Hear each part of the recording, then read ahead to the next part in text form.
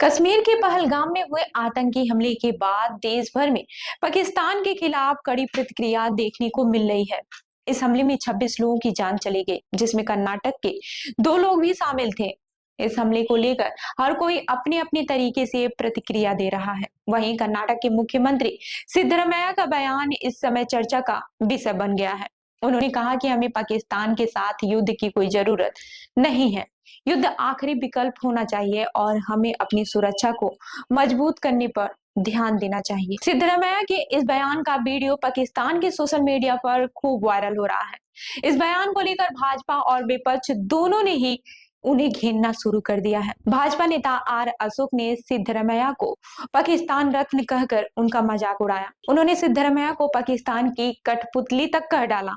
अशोक का कहना था कि सिद्धरमैया जैसे नेता हमारे देश के लिए सबसे बड़ी त्रासदी है और उनका बयान पाकिस्तान में प्रसिद्ध हो गया है। वहीं भाजपा के केंद्रीय मंत्री प्रहलाद जोशी ने भी सिद्धरमैया के बयान पर कड़ी प्रतिक्रिया दी है।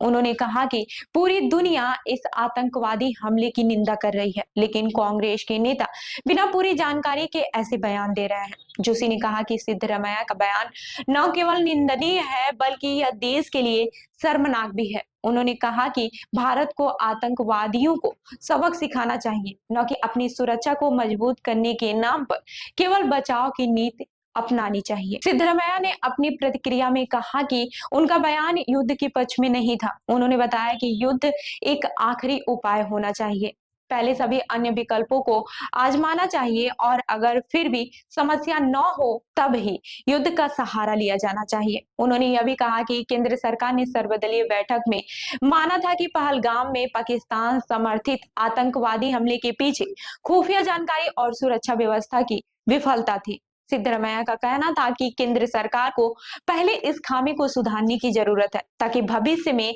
ऐसे हमले न हो। सिद्धरमैया ने यह भी बयान दिया है कि भारत को इस संवेदनशील स्थिति का लाभ उठाना चाहिए और पाकिस्तान को कड़ा संदेश भेजना चाहिए। उनका कहना था कि पाकिस्तान आज एक बीमार और आर्थिक रूप से दिवालिया देश है, जिसे अंतर्राष्ट्रीय समुदाय से समर्थन की कोई उम्मीद नहीं है। इसके बावजूद वह आतंकवाद को बढ़ावा दे रहा है।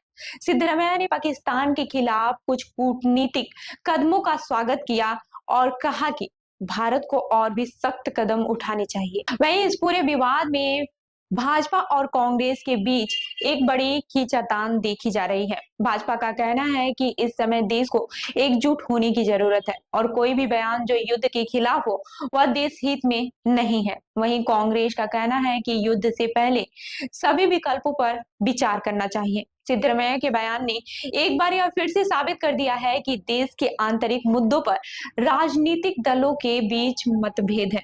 कुछ लोग मानते हैं कि हमें पाकिस्तान से युद्ध नहीं करना चाहिए, जबकि कुछ का कहना है कि आतंकवादियों को उनके किए की सजा मिलनी चाहिए। वहीं इस पूरे मामले में सबसे महत्वपूर्ण बात यह है कि भारत को अपनी सुरक्षा पहले से कहीं ज्यादा पुख्ता करना होगा।